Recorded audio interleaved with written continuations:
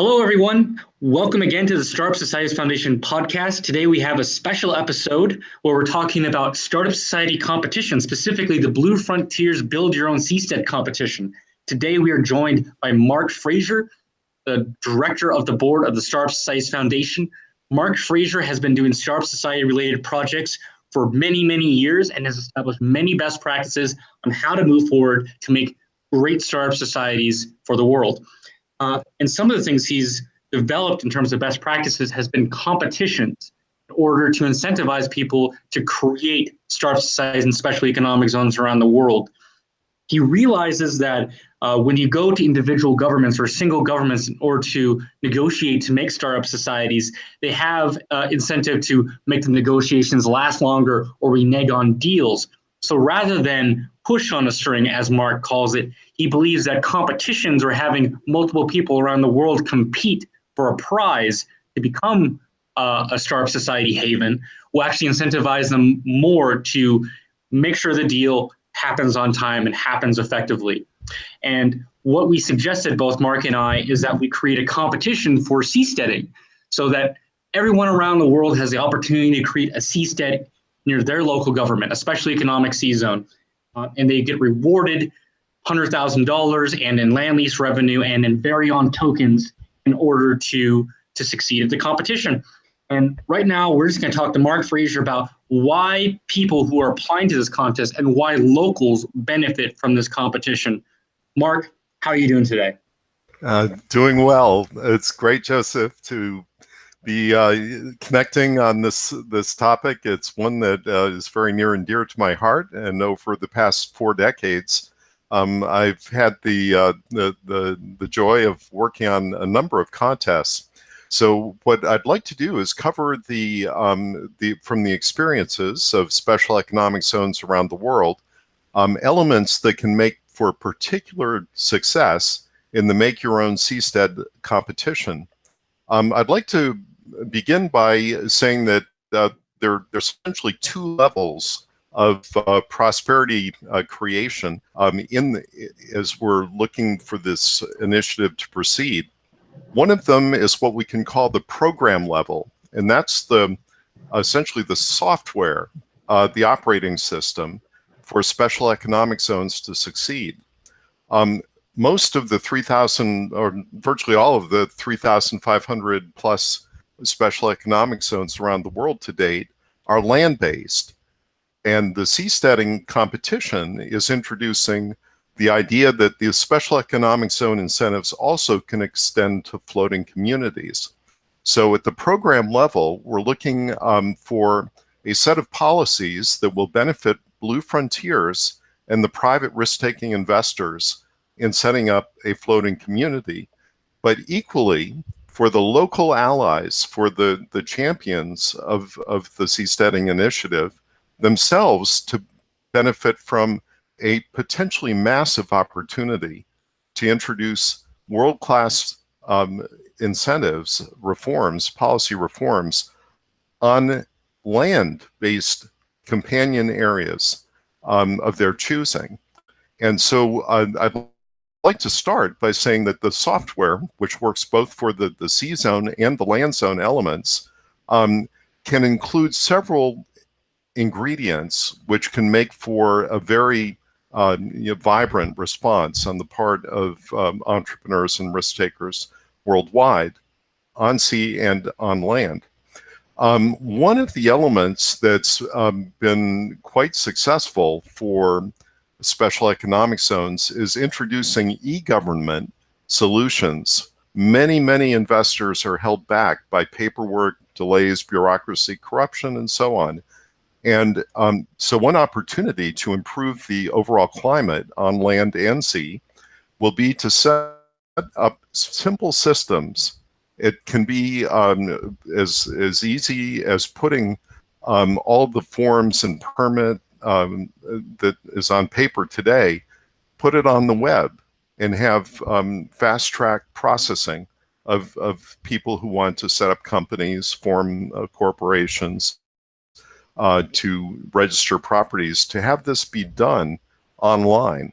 And in fact, one of the revenue generating opportunities that one finds is that people will pay a fee in order to have the simplicity and transparency of these online web-based e-government systems. So this is part of a package that could generate revenue by offering people this green lane, this fast track to get businesses launched and investment approved, and to pay the eGov fee for that. The revenues from these fees can be shared with the sponsoring government. They can also be shared with the private developers and solution providers who can bring e-government solutions to the table. In some cases, for example, in Eastern Europe, multinational companies have come in and provided turnkey online governance solutions in areas that the government wanted to streamline, and they're repaid for this out of a share of the user fees from the new system. So there are models where you can find risk-taking partners to help bring in simplicity and transparency at their own upfront expense and be repaid out of a portion of the revenue, with the balance of the revenue going to the government and to good causes, the initiators of the Make Your Own Seasteading project may want to introduce. Now, there can be especially big upsides in terms of revenue if one goes to models like the ones in the United Arab Emirates.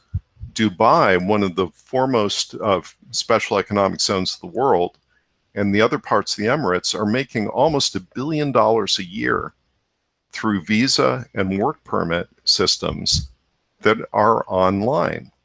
And people pay, about close to $1,000 a year to be able to come under these visas and work permits and enjoy a tax-free chance to make a living.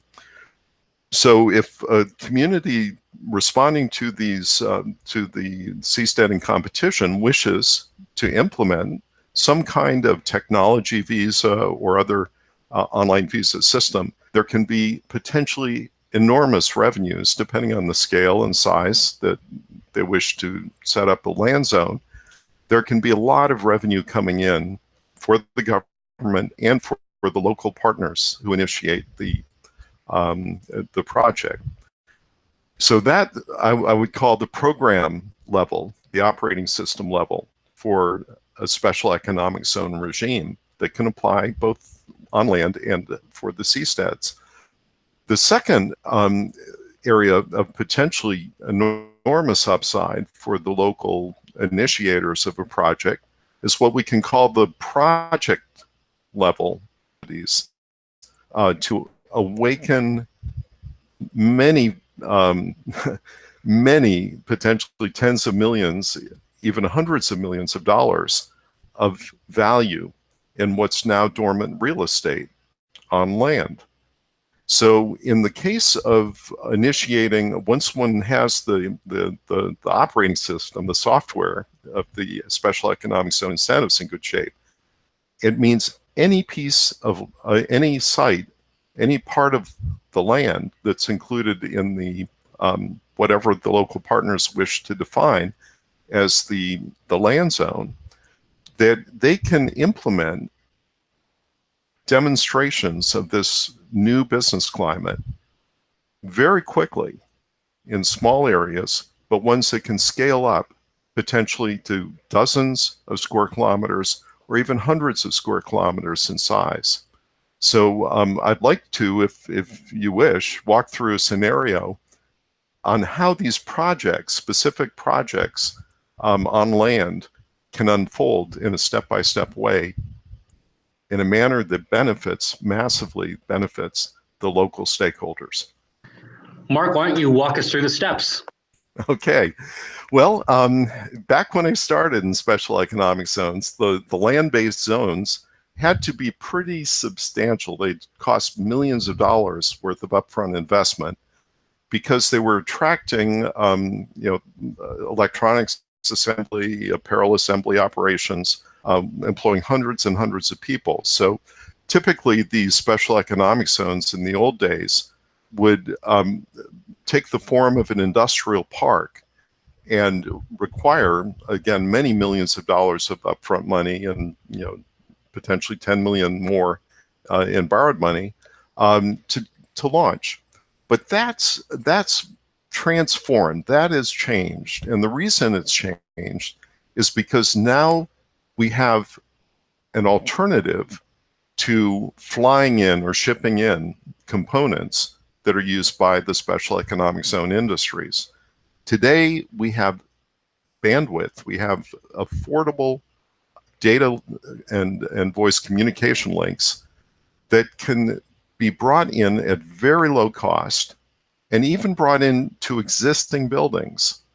So the idea of the quick start phase, once the government has got the operating system improved and hopefully brought to world levels in terms of simplicity and clarity and removing of taxes and regulatory burdens, once it's agreed to that, any piece of real estate, even existing buildings, can be brought on stream as a quick start special economic zone. So in some cases, for example, in the Caribbean, these zones which employ people in information industry work, knowledge-based industries, these zones have been set up in areas as small as a floor or several floors of an existing office building. And within that area, people can do a full range of teleservices that require a lot of affordable communication links and a lot of prepared labor, good labor at market price. And they can get going within months of the decision to proceed. So it's possible for local partners who have existing buildings to turn those into areas of employment and create job opportunities in many, many fields that rely on telecommunications. So secretarial work can be done. People can do call center operations. They can do image processing where they're receiving electronically the paper documents, for example, insurance claim forms, and processing those in the quick start area. What about co-working spaces? Very much so. That this lends itself also as an on-ramp for freelancers and part-timers.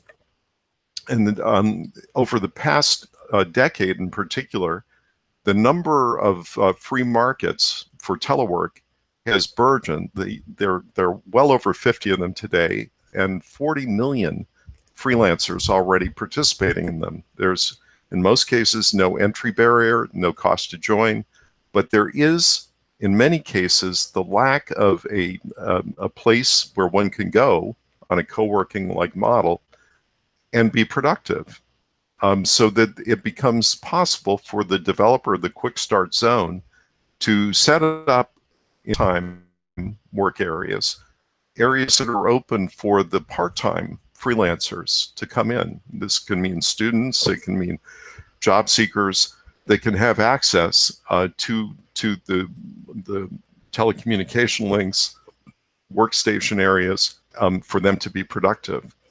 And a related part of this opportunity for the quick start, many of the tens of millions of freelancers who are now competing and bidding in these global markets, they lack an on-ramp in the way of starter projects. So another element that the Seasteading competition hopes to encourage will be for the local quick start partners to be able to introduce small credentialing projects, work study projects that can be routed through existing freelance markets like freelancer.com or fiverr.com. And by getting these credential building projects up, this means the reputation, the track record of the local freelancers can go up the curve much faster than in most areas of the world.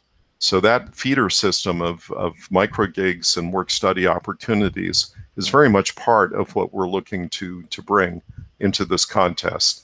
The Startup Societies Foundation, which, as you mentioned, I'm chair of, we are ready to commit up to $15,000 worth of micro projects, credentialing projects for these quick start areas for freelancers to have opportunities to get on the scoreboard and build reputation.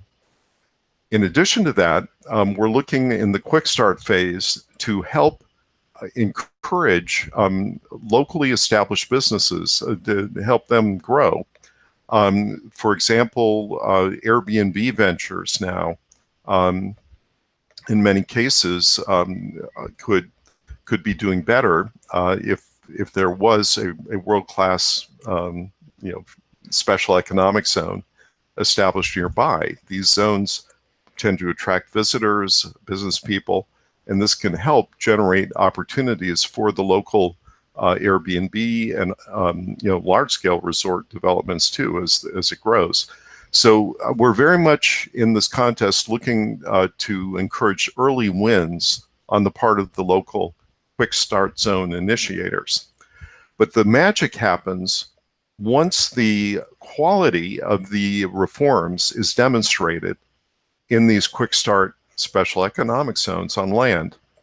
What happens then is any area that the local partners have set up as a phase 2 and phase 3 expansion area, these become much, much more valuable because the quality of the business climate can be demonstrated and proven in this quick start zone.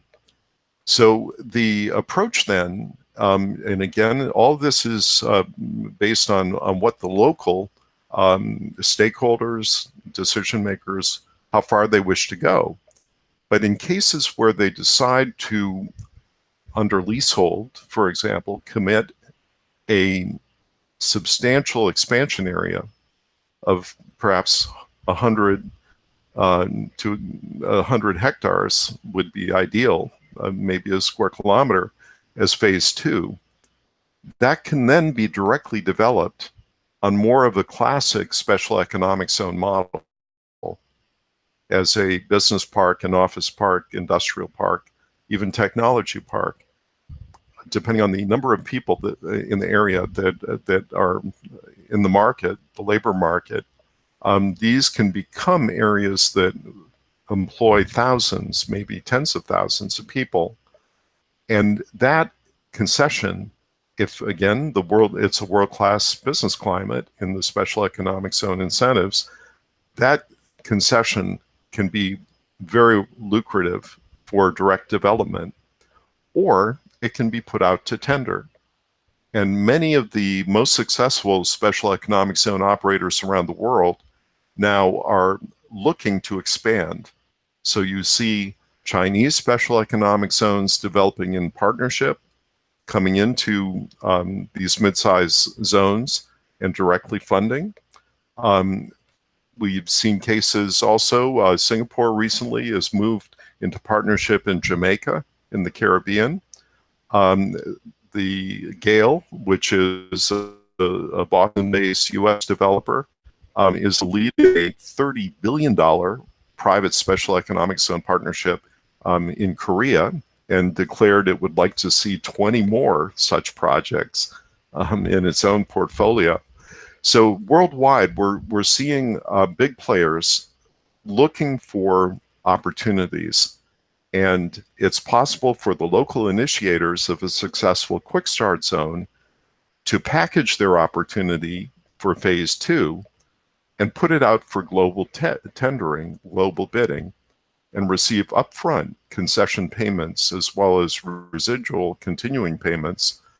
And this principle can potentially, again, be worth many, many millions of dollars to the quick start initiator without requiring them to make a direct investment out of pocket. The gigantic upsides for the local stakeholders occur when there's a third and bigger expansion area. And this could be some of the special economic zones in China are hundreds of square kilometers in size. And now it's not every every setting that is going to have that kind of room. But certainly the Blue Frontiers Global Contest would encourage local initiators to think big in terms of downstream what kind of land could be committed under leasehold partnerships by the current landowners with the government's participation if needed, and offer that not right away for global tendering, but after the headway in the mid-size zone is clear, then put on market this much larger area as an opportunity. And it can give birth potentially to a new world city on the scale of a Singapore, a Dubai, a Songdo, Korea,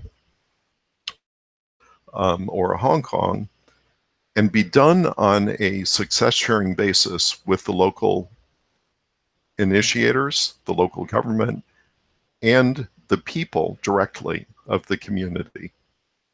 What's happened in some of the leading special economic zones, the land has become so valuable that in the case of Singapore and Hong Kong and Macau, there have been initiatives now to directly share with citizens directly to make them essentially receive dividends. In the case of Macau, this comes out to, it's now these dividend payments, which are called the wealth partaking scheme, amount to approximately 1,000 US dollars per person per year.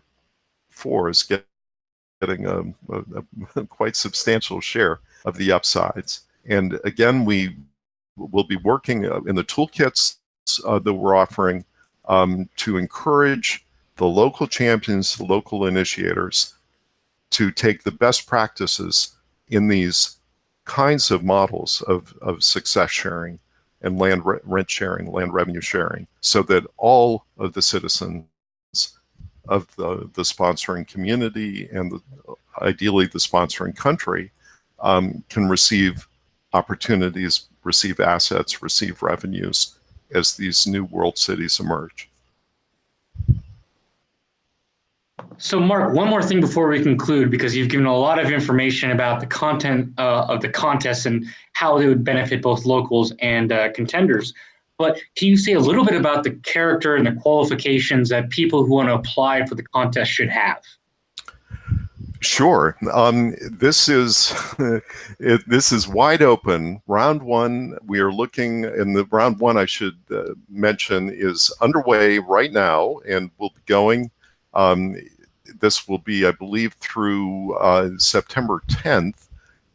We will be inviting pretty much anyone who has an interest in seasteading and land-based or land-based special economic zones to fill out a simple form, and this is on the web right now. We'll show on the screen in a moment how you can access it. And we're looking simply for a video clip, or maybe 500-word summary with photos showing the proposed location of the sea zone and land zone opportunity. And beyond that, so this is something that pretty much any local initiators are encouraged to put together. We welcome projects with some established entrepreneur, but also university students, people in NGOs, whoever has the vision and the practical sense of how this could unfold. We encourage you to fill out this very, very simple entry form.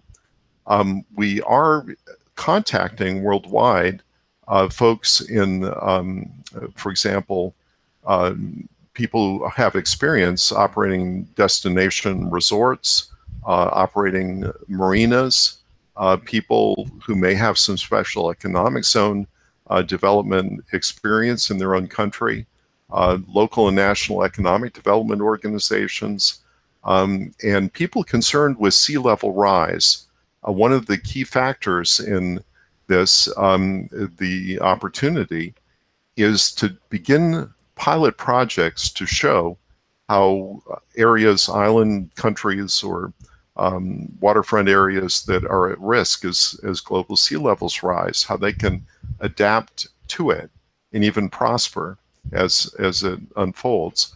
So people with that kind of experience and interest, we're also very keen to see them step forward in this process of step by step, finding the best projects in the world.